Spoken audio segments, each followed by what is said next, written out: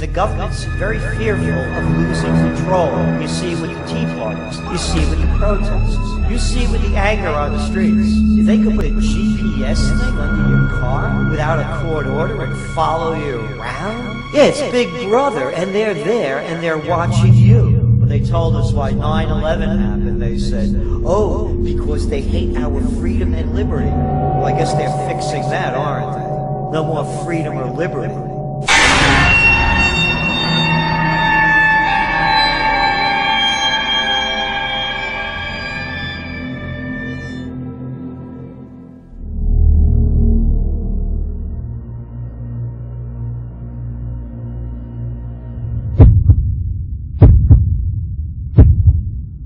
The United States is no longer the land of the free.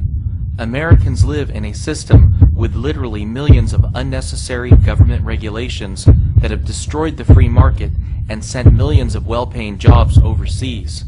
Americans today are constantly watching their speedometers and trying to conform to every little rule, yet there are so many rules that it's impossible for even the most honest and hardworking Americans not to be breaking some type of law on a daily basis. We are slaves in a criminal monetary system where the Federal Reserve steals from the middle class through inflation and transfers this wealth to their banker friends on Wall Street. We are forced to accept pieces of paper as money when the U.S. Constitution defined only gold and silver as legal tender. NIA has already proven in our previous documentaries, Melt Up, The Dollar Bubble, and Hyperinflation Nation, that the US dollar will soon become worthless and Americans will see the purchasing power of their savings and income destroyed. However, the impending currency, fiscal, and debt crisis is no longer NIA's greatest concern. We are now seeing countless signs on a daily basis that the US is headed for a complete societal collapse that will end civilization as we know it forever. You're actually breaking the law. Breaking the law if you try to capture rain falling onto your roof and pour it on your flower bed. Obviously, if you use the water upstream, it won't be there for the person to use it downstream. So what about the little guy watering with rainwater at home? Will anybody do anything about that violation of the law? If she really does do that, then she ought to have a water right to do it. The average American is reaching a boiling point. There is no common sense left in America.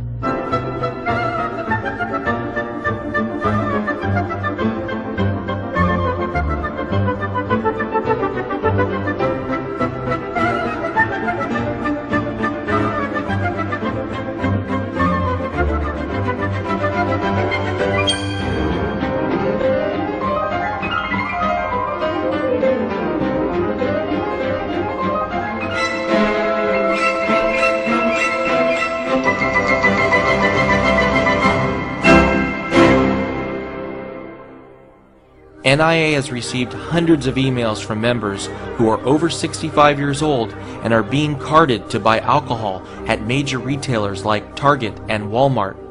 One NIA member has a son in the 2nd grade who was suspended from school for 1 full year and told to await a threat assessment meeting for doodling a small rocket in his notes during class.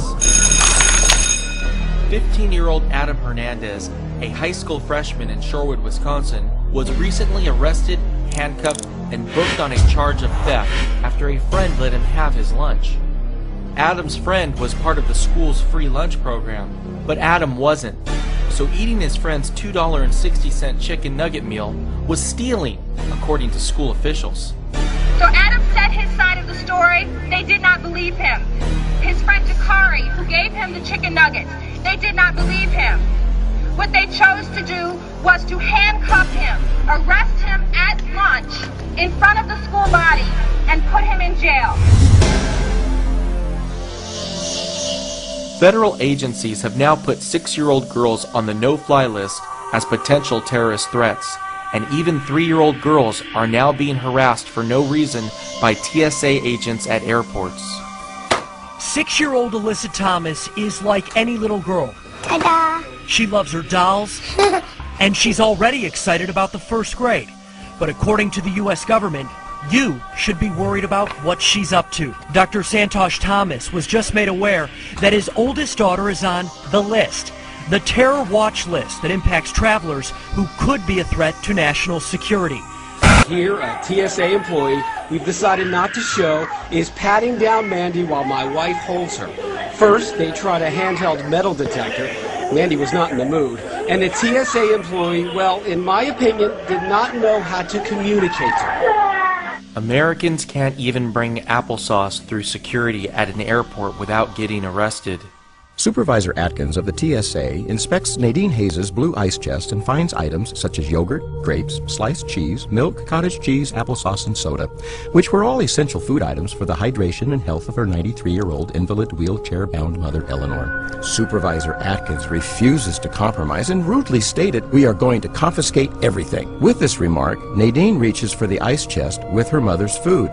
Supervisor Atkins gives up possession to Screener Teta, and a tug-of-war over the ice chest begins. Nadine is very upset that she will not have her 93-year-old mother's food items, but is still going to try to make the impending flight. She then takes the now empty ice chest and gathers the rest of her belongings. Supervisor Atkins appears to find this all rather humorous, as seen by her broad smile to her colleague. Melee is finally given back her charge of Eleanor. With no assistance forthcoming, the TSA has abandoned an invalid 93-year-old woman and her caregiver. Nadine has been cuffed and has been put in an awaiting police car with no explanation as to why they are doing this to her. Things are getting so bad at our airports that if your ticket says Brad, but your ID says Bradley, there is a chance that you won't be allowed to fly without getting strip searched and interrogated by Homeland Security. Last year, the state of Missouri issued a secret report entitled The Modern Militia Movement, designed to help police identify militia members or domestic terrorists.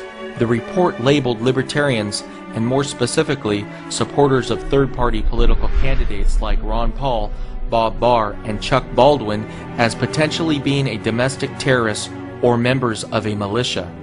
Right after this report came out, a Ron Paul supporter who was leaving a Campaign for Liberty fundraiser in St. Louis was